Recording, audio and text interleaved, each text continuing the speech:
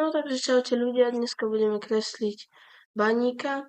V podstate je to postava do mojej hry. O hre vám idem teraz teda porozprávať.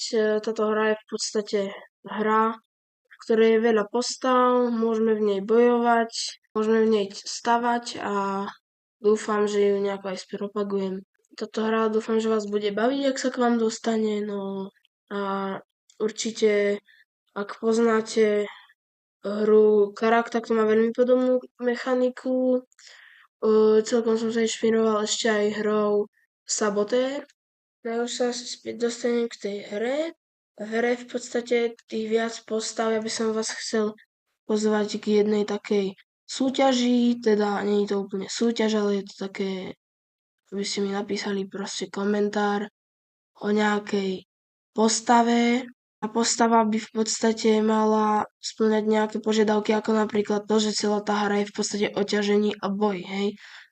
Takže by nebolo zlé, kebyže je tá postava v podstate založená na podklade toho, že bude určená k boju, akože je to bojovník, alebo je určený k ťažbe, teda je to baník. No a určite to môže byť aj mák, teda tí, čo poznáte Karak, tak určite viete, že bojovať môže aj mák. Bol by som rád, keby ste tejto postave vymysleli aj jej schopnosti. Určite sa inšpirujte Karakom, tí, čo máte Karak, tí, čo nie.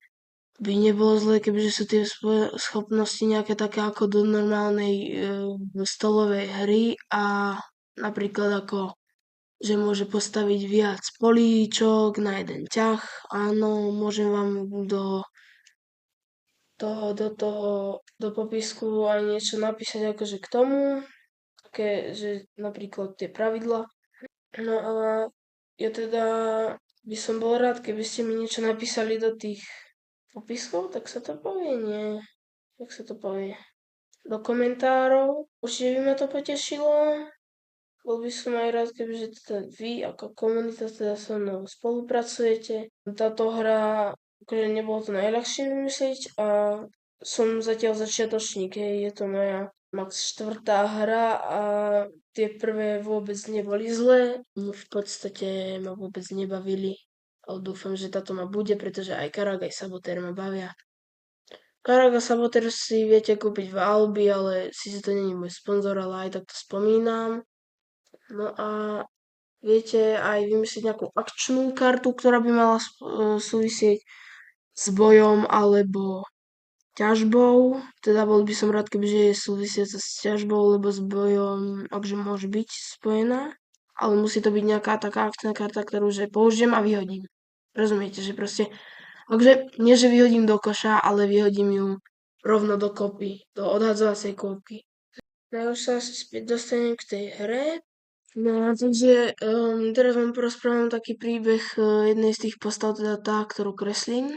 V podstate celý príbeh je o tom, že vlastne ľudia prišli, teda nie ľudia, ale takí mimozemšťania, oni prišli na takú planétu, tí mimozemšťania sa volajú Yujuni a na tú planétu sa dostali v podstate vesmírnou loďou kvôli tomu, že sa zľakli takého zlého pána, ktorý chcel ovládnuť celý vesmír. Snažili sa mu vlastne ujsť a vo viacerých vesmírnych lodiach a každá vlastne po tých dlhých rokoch si vybudovala vlastný algoritmus, takže v podstate už nemohli spolu byť a no a vlastne ich to oni vlastne museli ísť, teda ale nakoniec jedna z tých lodí si povedala, že pristane na jednej planete, ktorá mala vysoký obsah takej rudy, volá sa Orgorit, to som si ja vymyslel. No a vlastne oni ju chceli vyťažiť, lebo je veľmi vzácna a má veľa využitia. Aj sa tam chceli ubytovať a celkom by ich tam ako potešilo, keby tam toho našli veľa, aj keď tam toho už našli veľa cez radary. No a teda začali tam ťažiť, no a celá tá hra je o tom ťažení, hej. Ale samozrejme tam boli aj príšery, ktorým sa to nepáči, to boli ako domorodé živočichy. Vlastne oni išli teda ťažiť, no a táto postava je v podstate taká základná postava, vyslovene som ju um, vytvoril, aby ste pochopili, že čo všetko sa tam dá dať. Hej, má dve schopnosti, ktoré sa dajú použiť v hre, ale o tých si povieme neskôr. No a v podstate táto postava ešte v vesmírnej lodi so svojím otcom a svojou matkou sa učili meditovať a robiť mágiu, pretože v mojej hre je aj mágia. No a on sa teda naučil v podstate takej jednoduchej mágii, ktorá mu vlastne zasvieti svetlom, aj keď síce to neovplyvňuje mechaniku hry, ale v príbehu to tak je. Táto postava je takého vyššieho vzrastu a v podstate má plášť, ktorý zdedil po otcovi. Um, Aj svoju výbavu zdedil po otcovi a práve sa dostal tam, kam sa dostal, teda na túto planétu a vlastne stalo to veľa námahy si to vybaviť v úradoch, ale takto sa mu to podarilo, no.